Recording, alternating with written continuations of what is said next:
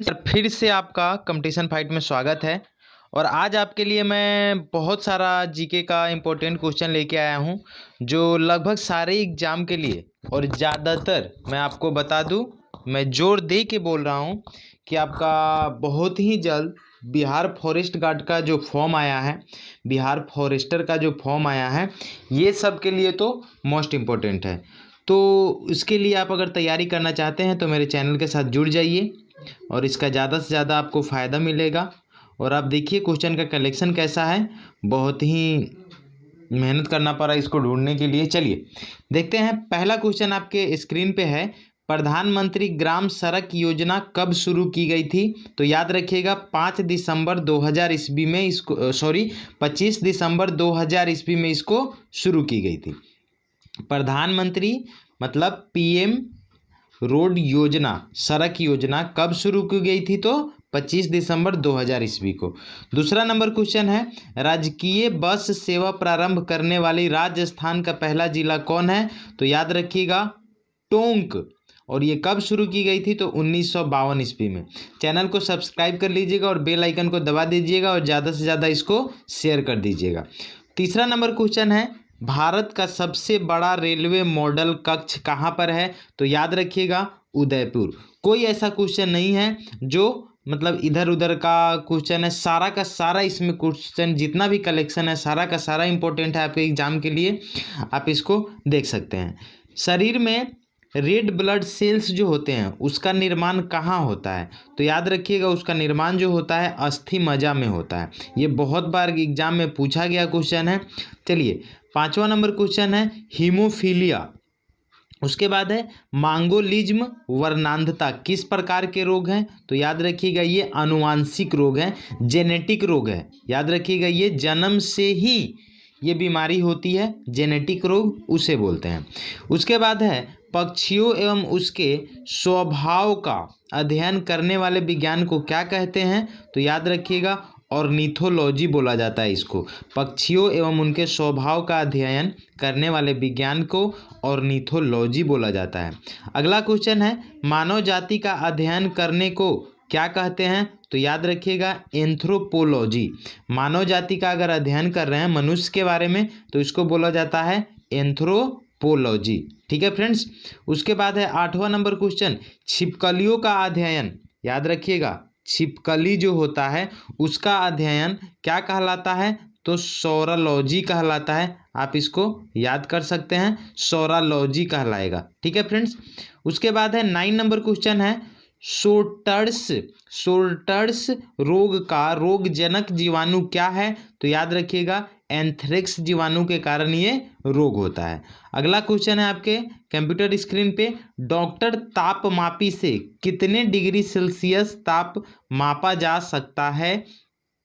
तो देखिए यहाँ पे दिया हुआ है 35 से 42 डिग्री तक। डॉक्टर तापमापी से कितने डिग्री सेल्सियस ताप मापा जा सकता है? तो 35 से 42 डिग्री तक मापा जा सकता है। चलिए नेक्स्ट क्वेश्चन की तरफ बढ़ते हैं। नेक्स्ट क्वेश्चन है सेट 2 है, देखिएगा ध्यान से। लिखा हुआ है पालक में पाया जाने वाला अम्ल है। तो याद रखिएगा ऑक्जेलिक अम्ल है। ठीक है फ्रेंड्स। पालक में जो अम्ल पाया जाता है, एसिड पाया जाता है, उसे क्या कहते हैं? ऑक्जेलिक अम्ल। चलिए फ्रेंड्स इसको सब्सक्राइब कर लीजिए चैनल को। चलिए दूसरा नंबर है, बिच्छू के डंक में कौन सा अम्ल पाया जाता है? तो याद रखिएगा फॉर्मिक अम्ल पाया जाता है बिच्छू के डंक में। तीसरा नंबर क्वेश्चन है, प्रति अम्ल के रूप में प्रयुक्त मिल्क ऑफ मैग्नीशिया या मैग्नीशियम का रासायनिक नाम क्या है? तो याद रखिएगा magnesium hydroxide is the right answer. Magnesium hydroxide is the right answer. 4 number question है, लोहे पर लगने वाले जंग का रासायनिक नाम क्या है? तो याद रखिएगा iron oxide is the right answer. Iron oxide is the right answer. 5वां नंबर क्वेश्चन है, जंग लगने से बचाने के लिए लोहे पर जस्ते की परत चढ़ाई जाती है, उसे क्या कहते हैं? गैल्वेनाइजेशन बोला जाता है। ठीक है फ्रेंड्स। 6 नंबर क्वेश्चन है, जुगाली करते हुए। जुगाली का मतलब होता है कि जो जैसे भैंस हुआ तो जो वो अपना मुंह चलाती रहती है उसको क्या बोलते हैं? जुगाली। जुगाली करने वाले जंतुओं को क्या कहा जाता है? तो याद रखिएगा रूमिनेंट या रोमंथी कहा जाता है। बहुत ही मोस्ट इंपॉर्टेंट क्वेश्चन है, रूमिनेंट या रोमंथी।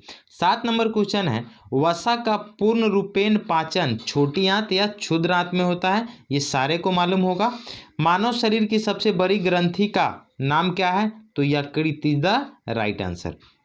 9 नंबर क्वेश्चन है, भारत में नई कंप्यूटर नीति की घोषणा कब की गई? तो याद रखिएगा 1984 में। 1984 में की गई थी भारत के नई कंप्यूटर नीति की घोषणा। 10 नंबर क्वेश्चन है, कंप्यूटर भाषा में www का अर्थ क्या है? तो वर्ल्ड वाइड वेब। याद रखिएगा इसका फुल फॉर्म क्या होता है? World wide web. चलिए एक और सेट लेते हैं। अगला सेट है, असेंबली भाषा को यांत्रिक भाषा में परिवर्तित करता है? तो याद रखिएगा असेंबलर।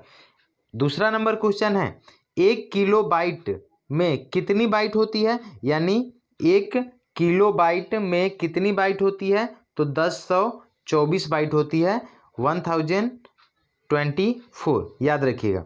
अगला क्वेश्चन है 3 नंबर, विश्व का प्रथम सुपर कंप्यूटर कौन सा था? तो याद रखिएगा कुकरे 1S। कुकरे 1S।